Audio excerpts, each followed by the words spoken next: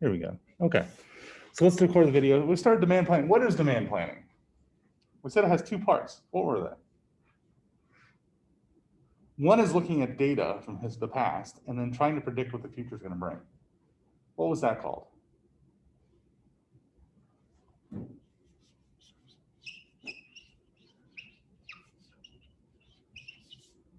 Call that forecasting.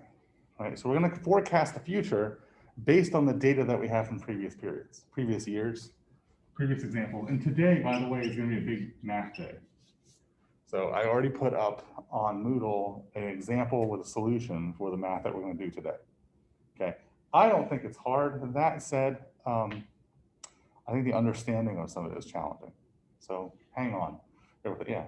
Do we have a math thing again tonight or no? No. I did it twice and turnout has been eh. So I'm just going to put the examples on Moodle for you. Okay, with solutions so you can see how they're done. Okay. So forecasting is with data. What was the other one? So we don't use data. How else do we plan our demand?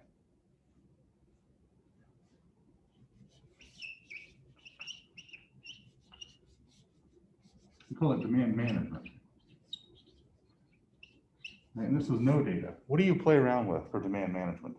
How do we manipulate the demand?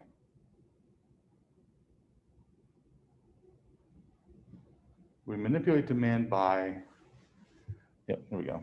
We manipulate demand how? What do we play with? Sam, what do you got? Marketing, okay. So I can play around with marketing and try to convince people to buy more. How else can I do it? I guess that is fair. Marketing would be one. But what did we talk about last time? Well, I can play with the price. Change my color. Play with the price, or I can play with the supply. Right? Remember this? Econ 115. Got a quantity and a price and a supply and demand, an equilibrium point. If I can reduce my price, it changes my demand. Demand goes up. Right? So that's helpful. If I change my supply, I limit my supply, then the demand will go up because there's only a certain amount of time that I can sell that product and people want to get in on it while they still can. This is how infomercials work, right?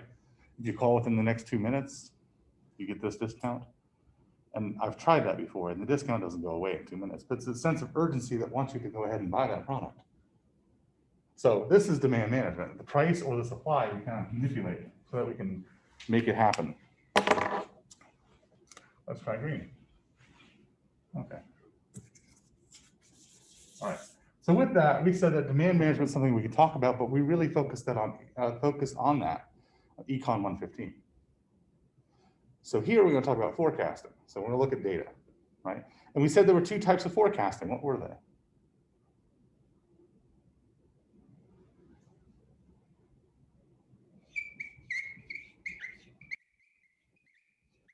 Judgment-based, sorry for the squeaks, right? Judgment-based forecasting, which is no data. Just kind of looking at something. This is great when you're looking at a completely brand new topic or brand new item, never sold before. How many do I make? Right? There are these non-data ways of figuring that out. And then from there, we said that there's also statistical based.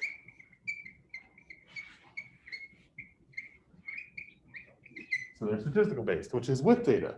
Based on the data we have, we're going to try to figure out what the right forecast should be. And why do we want the right number? Remember, if you order too much, what happens? You have to store it. You've got to store it somewhere. And I've got to deal with this inventory holding cost and obsolescence. Eventually, there are some products I might not ever sell. So I don't get any money off of that. On the flip side, if I order too little, what's the problem? Yeah, you can't sell as much as you could have because there are stockouts. And what's the bigger problem? What does it also affect? Loyalty, right? I might lose a customer. I think I mentioned on the video last time, Target not having the shampoo that I wanted, right? I don't bother to go there anymore for shampoo as much as I like Target, right? So I just don't go there because I can't ever find what I want. So now I just order it off of Amazon. Just I think what most people do. So they have these two forms. Now let's go back to, let me turn this just a little bit, right? So you can see that. Okay. You a target dad. I'm sorry? You a target dad. Target dad? I am a target dad. Yep. You have those little parties. Wait in the parking lot? Yeah, absolutely. Yeah. And seriously, so having 4 children, just as an aside, having 4 children, going to restaurants and waiting for your food, like going to a pizzeria or going to a Mexican restaurant, we'll get little games where you do things with the kids to entertain them beforehand. So like we play animal upon animal, which is these little wooden animals just kind of balance on each other in all these fun, strange ways, just to waste time. So it's like that. Target dad, just hang out in the parking lot. All right, judgment-based forecasting, non-numeric. What did we talk about? We said there were 5 different ways. So the first one was something called grassroots. And what's grassroots?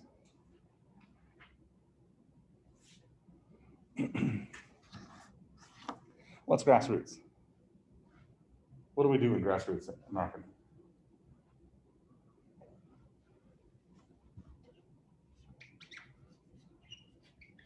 You go and talk to the customers.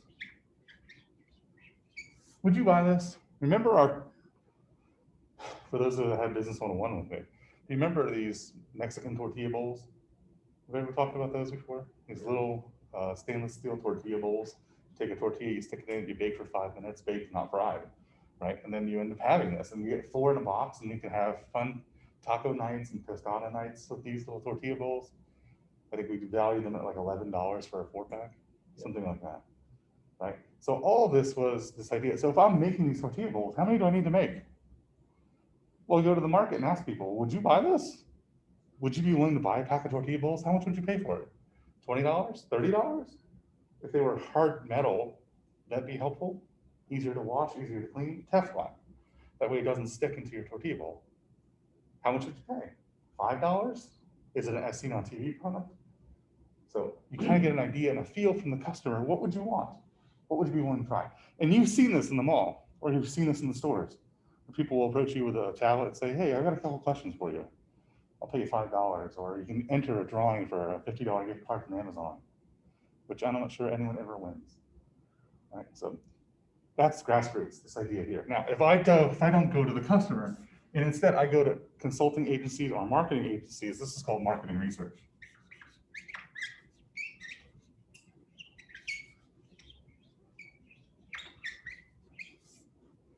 This is Consumer Reports.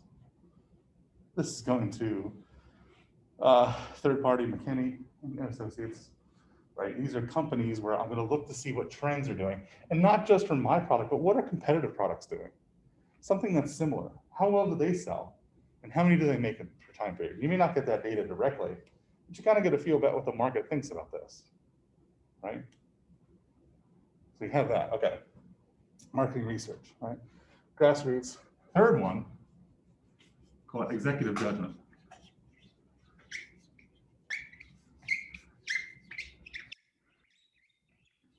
This is one person. This is an expert who knows the market pretty well, knows the product pretty well, and says, you know what? Tortilla bowls. 4-pack of tortilla bowls. Maybe you should start off with making about 10,000. Sell it to that mecca of all things as seen on TV, Bed Bath & Beyond, and we'll start with 10,000. And we'll just see how well it sells. That's our first bit. If it's really good, we'll make more. If it's not so good, we'll make a little bit less next time around. Usually this is a CFO or a CEO or a VP of marketing or someone like that. But it could be somebody external for the company too, but it's usually one person's opinion. Okay. If I have a bunch of people, what was that called? Remember we talked about gas prices? What's the gas price tomorrow? Anybody see what the gas price was yesterday? It's $1.98. So those pretty close. I think we said $2.03 in here. 202, somewhere in there, yeah. Pretty good. That is called the Delphi method.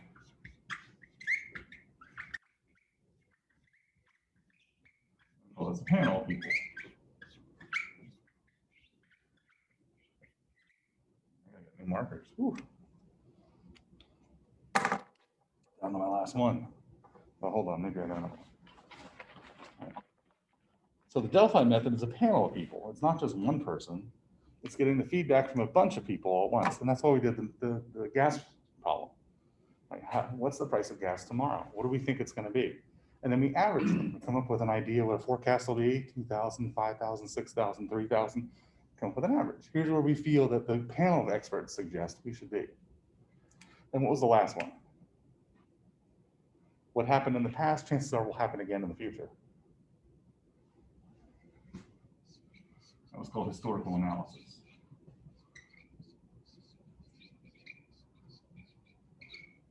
Right? So I'll put past and future. What happened in the past is chances are what's going to happen in the future. So when we talked about Halloween candy, if 12% of families did not participate in trick or treat, they did last year, but they didn't this year, candy sales didn't do very well because of that thing called COVID-19. Which means what can we predict for Christmas candy? Probably the same thing. Candy didn't sell well in October. It probably won't sell well again in December because COVID's not going away. It's actually probably here longer than most of us expected. So here's this historical analysis. What happened in the past, let's say it was about 13% reduction in families, probably the same thing again, Sam. Do you think the reduction will still happen in Christmas? Because usually candy is bought for just families in Christmas time. It's possible. You may need to consider that. Actually, maybe it won't. Right? Here are other things going on. And honestly, given the election, it's possible that will have an influence. Who knows, right? People are out of jobs, or not everybody, but a good number of people are out of work. So they're not going to spend money on candy. All these other factors come in. The historical analysis says, given one thing that happened, another thing can happen too. So if I look at the past and then look at the future, these are the 5 executive judgments. Sorry, judgment-based forecasting. Right? Any questions on this? Any questions online? All right, here we go. Get ready to do some math. Pull out your phones. You might need your calculator. Here we go.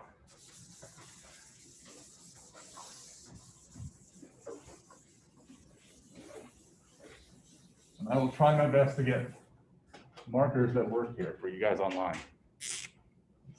Oh, there we go. Who's that one? Okay. Statistical-based forecasting. We call the first one time series, and that's what we're going to do, 3 time series problems. Okay. The first time series problem, which is data over a period of time. Right. So if you can imagine a line graph with dots in it for different parts of the day or different parts of the year, that's time series. All right. So our first one's going to be called moving average.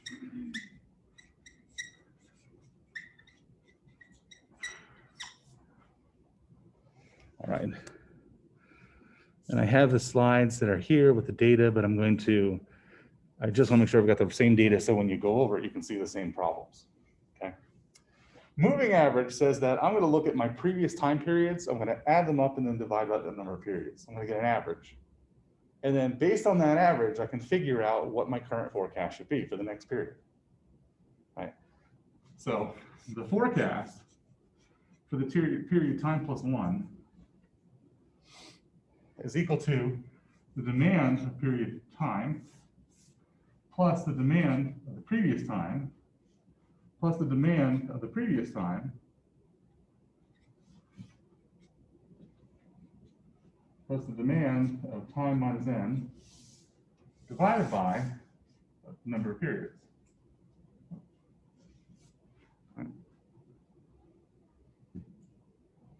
Now this is not hard. A lot of this is just plugging it in, right? So let's do an example. All right. Let's say our tortilla bowls, how many pallets we sold of tortilla bowls. So it gives you an idea of how many different tortilla bowls we had to make. Now, let's say there's 32 per pallet, and then, which is really small actually. So let's just talk about pallets, right? So in June, if I look at June, and then I look at July, August, in September, right? I have October too. Yeah, I have October too. In October, here's the demand for these 5 periods. Okay. In June, I sold. Demand was 180 pallets. In July, it was 165. In August, it was 175. In September, it's 190. October was 180. So here's the demand I had for the previous 5 months. So my question to you is, what is demand for November? Assuming a 4-month period weighted, or sorry, 4-month period moving average. So look at the previous 4 months, add them up and divide by 4. It's pretty easy, right? So I look at 165 for July. August is 175. September is 190. And October was 180. I have 4 periods, so I divide them by 4. And what's my average?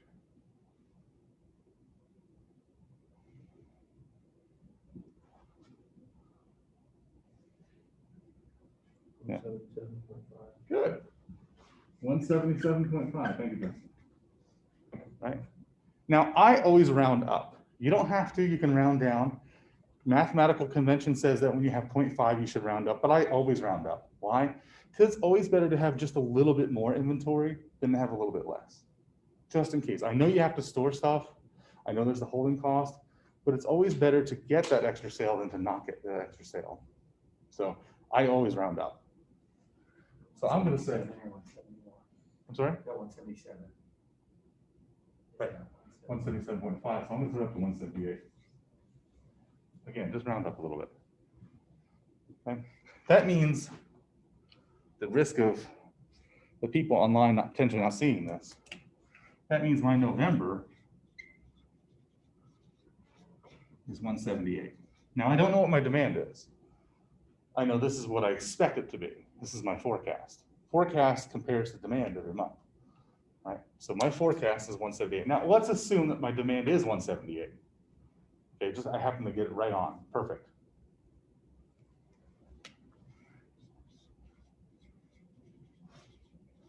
Again, using a 4-month moving average, what is December?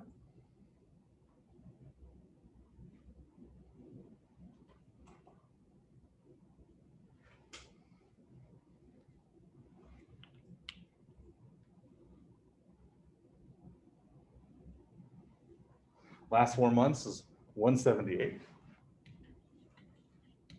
plus 180 plus 190 plus 175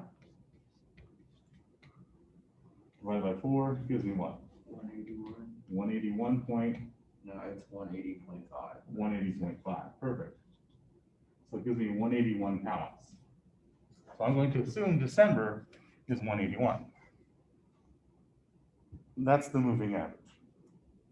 You will be told how many months back you go, or how many weeks back you go, how many years back you go. Okay, that's pretty simple and straightforward. Now, one thing to notice, okay, notice from here, I went forward. I started in July and went down. Notice here, because I had 178 as my November average, that I went backwards. I went 178 up, right? I would recommend going backwards. Now here's why. Here it doesn't matter. If I go forward 178 to 180 to 190 to 175, or I flip it, 175 to 190, 180, 178, it doesn't matter. But for the next one, it will. Okay, so I always recommend going backwards when you start writing this out. Any questions on this? Does this make sense? Pretty straightforward. Any questions online?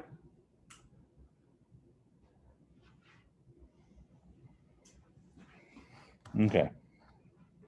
All right. Let me erase some of this and then we'll do the next one. In the meantime, we just put up here that November is 178 and December is 181. Okay. All right. Probably shouldn't have done that. That's okay.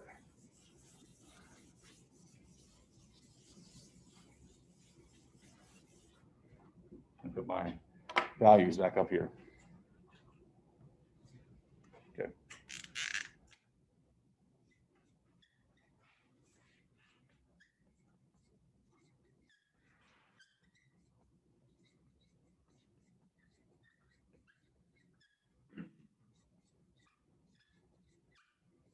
And we said it's what? 180, 165.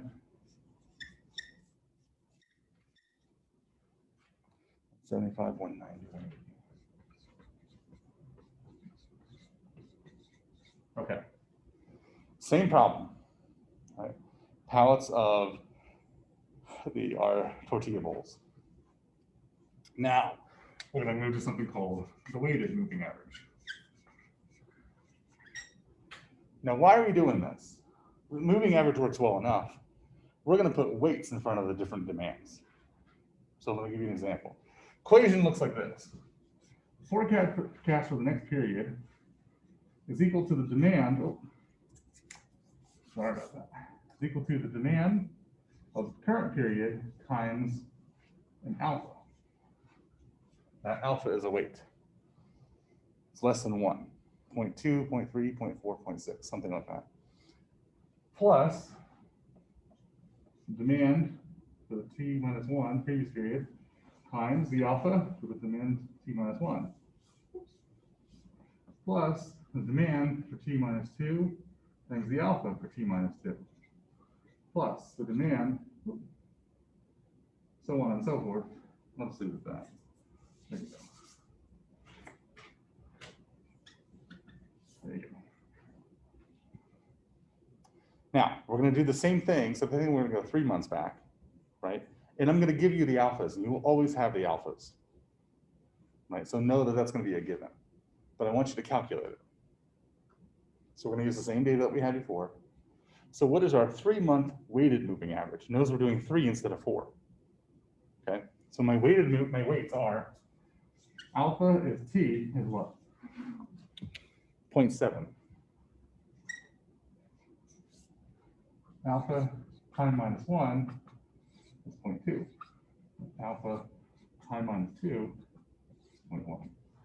Now, why am I doing this? Why doesn't the moving average work? Why am I doing weights?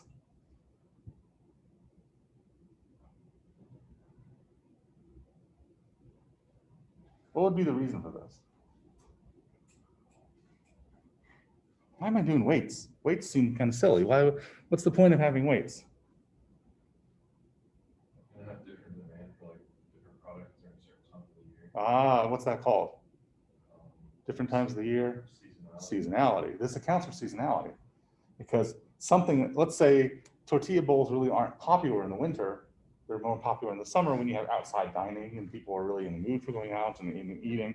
So what's happening? In June, July, August, it's higher, but in September, October, it's lower. Now that's not the case here, but it's lower. So the most recent time period is going to have more influence on my current time period because of that seasonality. That curve is starting to go down. Or maybe it's the other way around. Maybe it's increasing. And as it's increasing, I kind of have a feel for that because the most recent time period makes sense. Now notice I can play around with the weights whatever I want. I could have the most recent weight being 0.1, and the second most recent 0.2, and then the third most recent 0.3, and then the fourth most recent 0.4. So I can have whatever weights that I want. And again, in a problem, the weights will be given to you. Okay? All right, so given these weights, what is the 3-month weighted moving average? So I'm going to look at 0.7, which is my first weight, times the demand. It's 180. It's the most recent one, right? 0.7 times 180 plus 0.2 is the next demand times the next recent most recent demand times 190 plus 0.1 times the third most recent demand, which was 175. Now, do you see the reason why I would go backwards? Because here you have to go backwards. It's the most recent demand, right? So I put these together, and I end up getting 181.5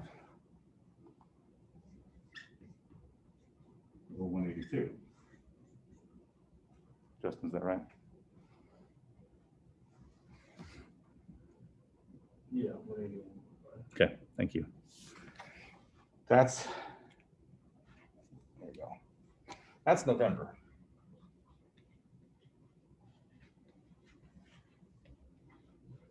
So again, what is December?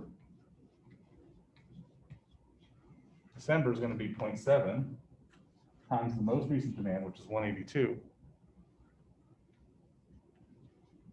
plus 0.2 times 180, that's October, plus 0.1 times 175. Oh, 190, sorry, 190. So it's November, October, September. So what is that?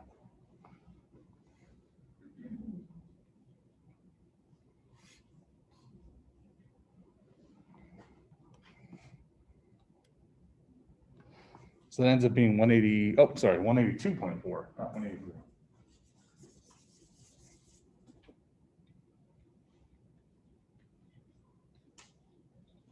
Now again, notice what I did.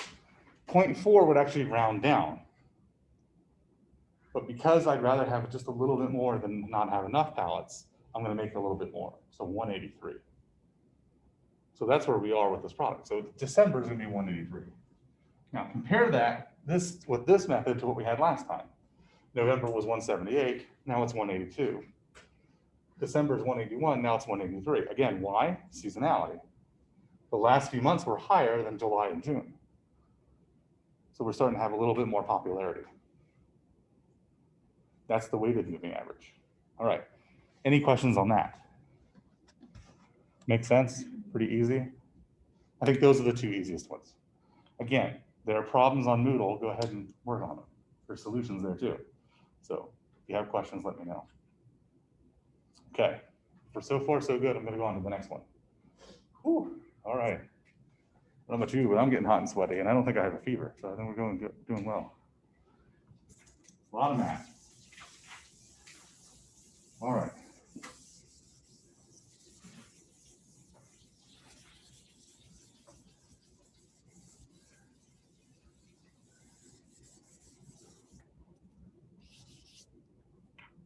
Okay. Now what I'm gonna do, just forgive me for one moment, I'm gonna try to turn on the screen. I think this is better for you to see it on the PowerPoint than it is for me to write it out. Okay. Let's see.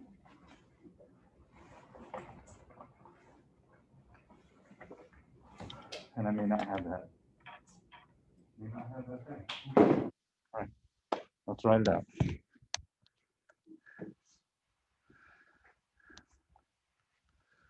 Okay. This next one is called exponential smoothing.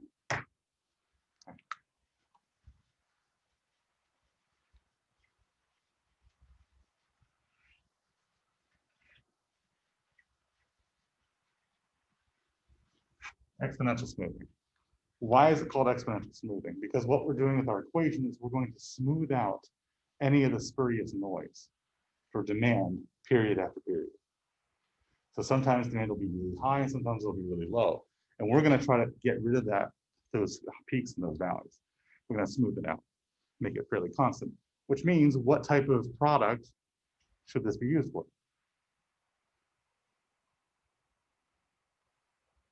We said that last one was for seasonality. This one should be for what?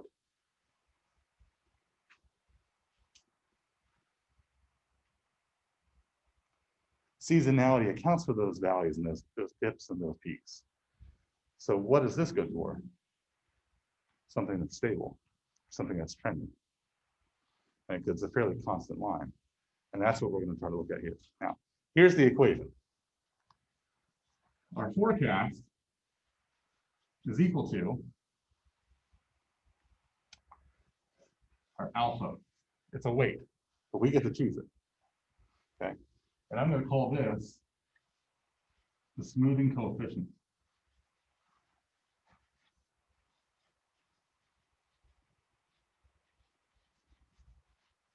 There's that alpha. Times the demand of the current period. Okay, now hold on. We just changed.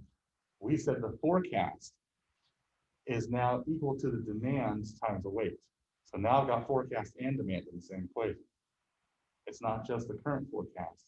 It's also based on 1 minus alpha times the previous forecast. So there's a difference, the forecast and the demand. Forecast is what you predict. Demand is what actually happens. Okay. So there's a difference here between the two. You've got to account for both of them. The smoothing coefficient is what you feel comfortable with. You get to make that number up. Now, in an exam, I'll give it to you. Okay, but here's the question. Notice there are two parts, and hopefully you guys can see this on the screen. Notice there are two parts to this equation. Okay, there's this part, oh, that's part A, and this is part B. Part A is based on demand. Can you control your demand? No, demand is controlled by whom? The customer. So you have no influence on demand. Demand just happens. Part B is based on your forecast. Can you control your forecast? You can. You can budget, you can make it up, you can do whatever, you can do weighted moving average, whatever. It's based on your forecast. So the question is, how comfortable are you with your forecast? How good are you? And that's really what this comes down to. I encourage you to go online, look at the slides, and take a look there too. It's because it's done better on the screen than it is on me drawing it out. I just don't have the right connector to my Apple. Okay, so the smoothing coefficient, notice what this is. Notice the smoothing coefficient is a weight that you create, and then the other term is 1 minus the smoothing coefficient. Translation, let's say my smoothing coefficient is 0.6. Again, it's a weight much less than 1. If this is 0.6, then what is this? What's 1 minus alpha? Should be 0.4. Do I have more confidence in the demand, which is random, or do I have more confidence in my forecast, which I control? Which one has a heavier weight? 0.6, right? So 0.4 is my forecast, with my forecast. 0.6 is with my demand, which means, do I think I'm good at forecasting? Not really, right? I seem to be off, even with my fudge factors, my error that I add to the end. A fudge factor would be like, let's see, my forecast is 165 pallets, but you know what? Tortilla bowls are in season right now, so I'm going to add 10 to that. That's that fudge factor. Okay. And it's hard. I'll just finish this up and then I'll let you guys go. Okay. So we'll do an example. I'll see if I'll bring the right thing next time. Or we'll do it online on Friday. So we'll meet online on Friday so you can see it that way. So note that this is actually the 0.6 that's needed, or the weight, because I trust my demand more than a forecast. In other words, I trust my randomness more than my forecast. This is the way it usually works. I'm a pretty good forecaster.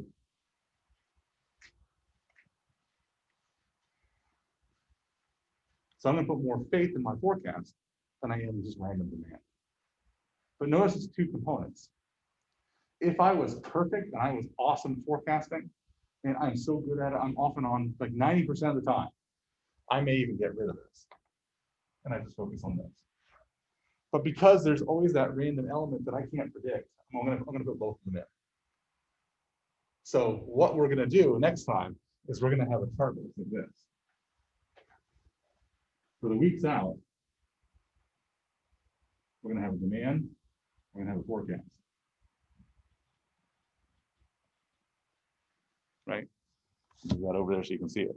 And what we're going to do is say, here's my demand for week 1, 180, 160, 150, 190, 140, and then here's my average. Sorry, here's my forecast. And this was 180, 160. I was really good these 2 weeks, right? 140 down here, 150, 135. And what's going to happen is we don't know the next demand because that's the next forecast, right? It's out here. We don't know what that demand is going to be. We're going to try to hit it. But what I can do is I can come up with this forecast right here based on my previous forecasts and my previous demands. So I take all this into account when I create this, when I create these numbers. So notice we're smoothing it out. So it's going to be somewhat level, right? 140, 150, 135. Let's say 140 again, somewhere in the middle. And again, we'll plug it into the equation and you'll see how this works next time. What is the demand? How do I calculate demand? I don't, right? Who determines demand? Customer. So I have no idea if I'm close or not. But once I figure it out, now I know my demand and my previous forecast. Now I can get forecast for week 7. You see how they kind of build off of each other, each successive week? So right now, what I want you to know is that there's two parts, and depending upon how confident I am with my forecast, I'm either going to put the weight here, 1 minus alpha, and I'll have a small alpha here against the demand, or vice versa. Okay, that's a good question. That's a good exam question to know. Okay, I'm done. Any questions online? All right, I'm going to stop the recording here.